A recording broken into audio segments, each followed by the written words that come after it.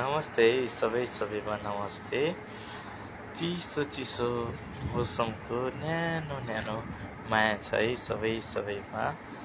अनि हजुरहरू कता हुनुहुन्छ, के गर्दै हुनुहुन्छ? अनि हजुरहरूको ठाउँतिर चिसो कतिको बढेको छ त?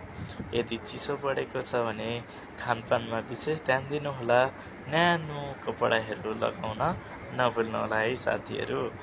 हो जाडो नै छैन भनेर चाहिँ हाफको लुगा लगाएर चाहिँ नहिँड्नु होला र आफ्नो बालबच्चाहरूलाई राम्रोसँग केयर गर्नुहोला, चिसोबाट जोगाउनु होला। अब चिसो भयो भने निमोनिया हुन्छ, ज्वरो आउँछ, रुवाखोकीले सताउँछ है। त्यसै गर्दाखेरि विशेष गरी साना बालबालिका र वृद्ध हुनुभएका बुवा आमाहरूको हेरविचार राम्रोसँग गर्नुहोला साथीहरू। र आफू पनि राम्रोसँग आफ्नो स्वास्थ्यको ख्याल गर्नुहोला भन्दै हजुरहरूको स्वास्थ्य लाभको कामना गर्दै हजुरहरू सामु आजको लागि म बिदा हुन्छु। हस्त नमस्ते, बाइ, टेक केयर।